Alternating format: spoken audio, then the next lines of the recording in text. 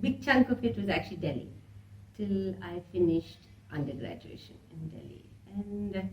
But it still was a very traditional home in a lot of ways because I had my grandmother with me, which then again, like I was telling you, a lot of it is just subliminally taken in how food gets cooked. I don't think I ever went into the kitchen to cook or see what pots and pans were used or anything.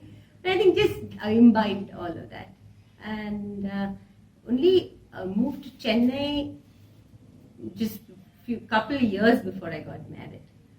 And probably that was the only time I really was also a little more involved, because by then my siblings had all left home. And then I did my PhD in urban planning, so environmental planning, which was kind of probably laid the foundation for how I was to lead my life after that.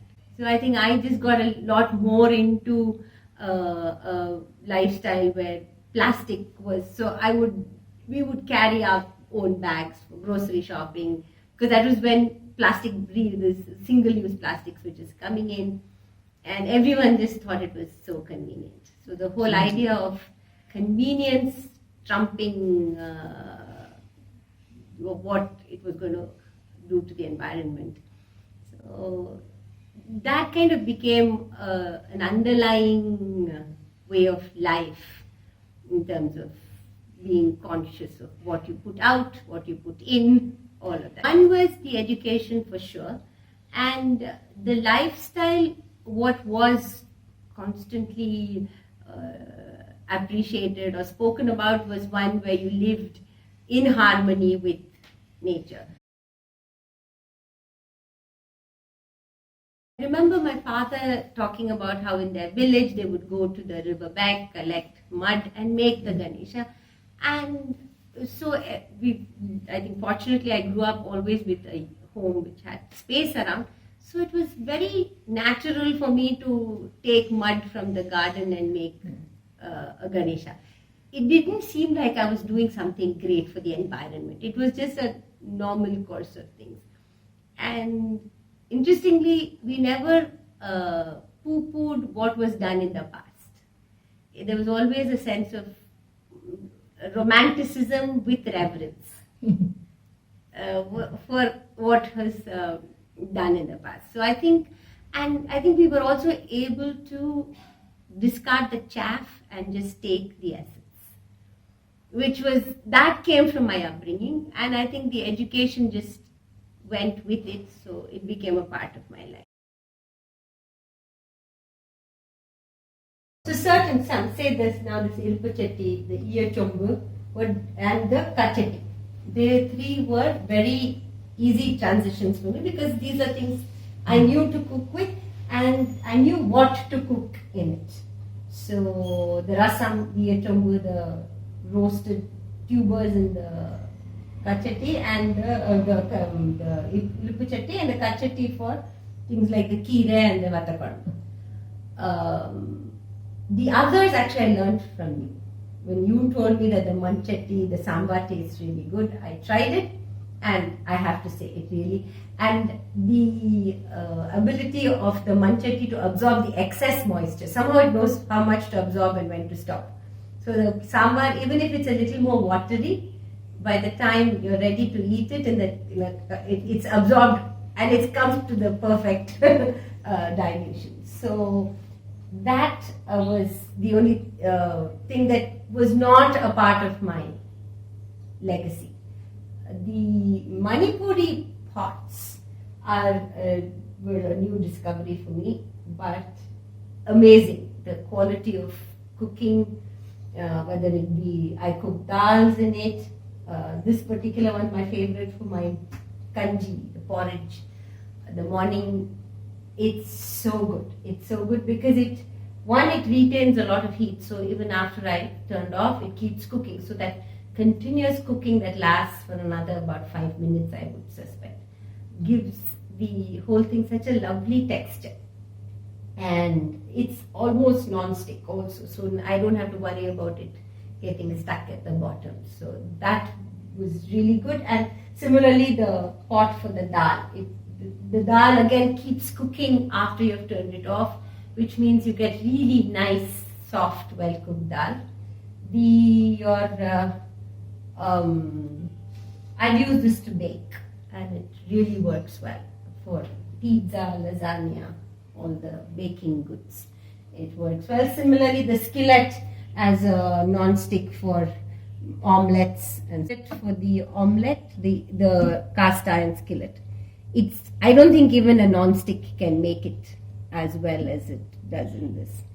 And this is the black pottery skillet, which is again really good. So black pottery was a new addition to my cooking repertoire, but I think it's fitted in perfectly. Filter coffee is, it's a standard, and the coffee comes out really well. So yeah, no specific thing that I had to do to get used to it. It just seemed fine.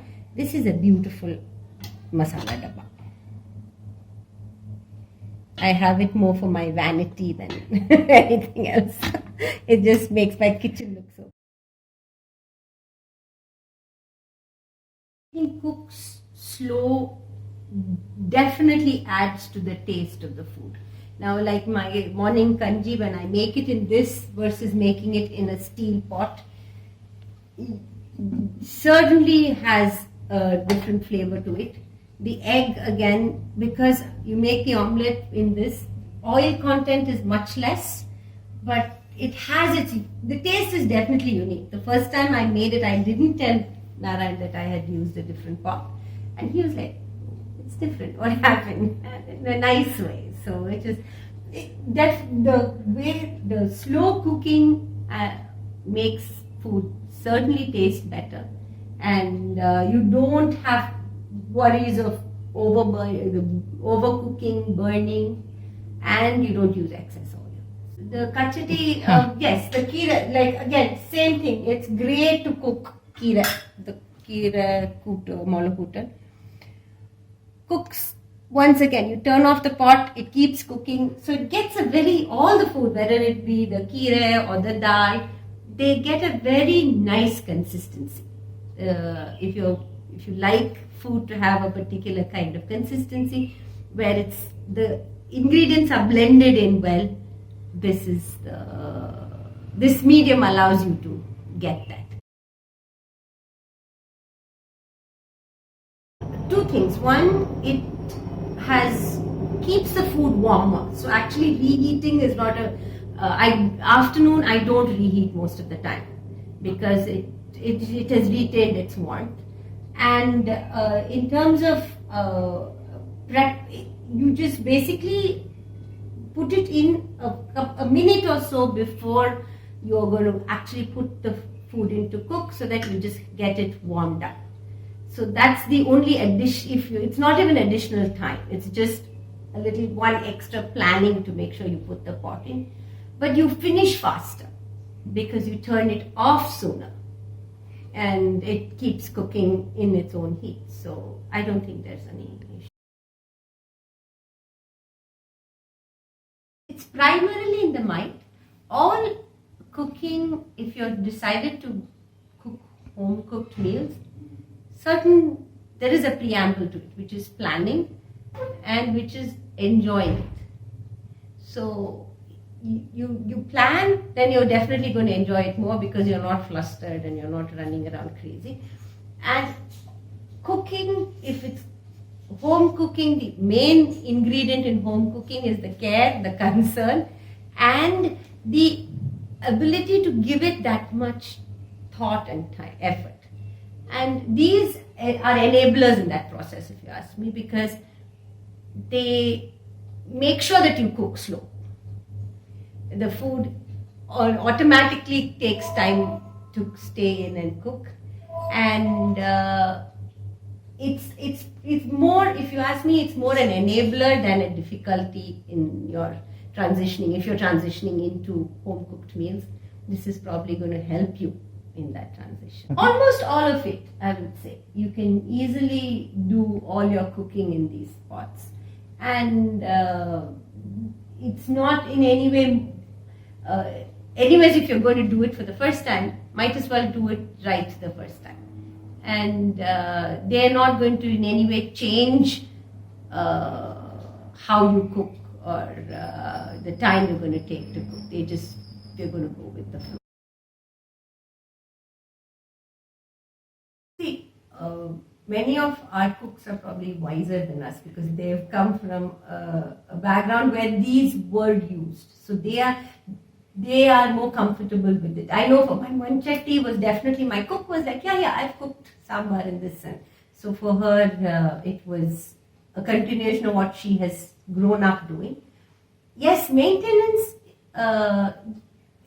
you have to be careful with it. I don't think that's a big ask. Yes, wash it carefully. You have glass tumblers, you have glass crockery.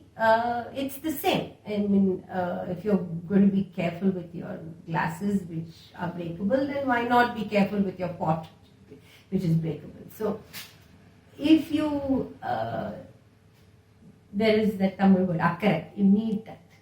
Concern. You have to, whatever you do, give it that level of concern, give it that level of attention, and your food tastes better and your pots last longer. So.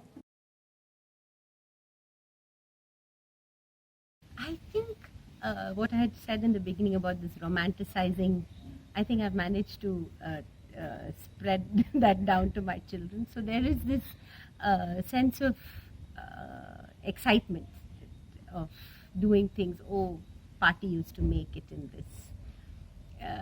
So it makes a sense for us to do it. My son loves rasam. So the Iyachumbu rasam is his favorite. And his biggest worry is when he's out of home, how is he going to get the same rasam? So he's like, can you get me like a tiny one like this? And I said, no, unless you really know how to use it, I'm not going to give you this precious patra. But you need to yes, it's important that everyone feels happy or excited about it, especially if you're making the transition, because then you have a buy-in from the family. But then I think once the food tastes good, everybody's happy.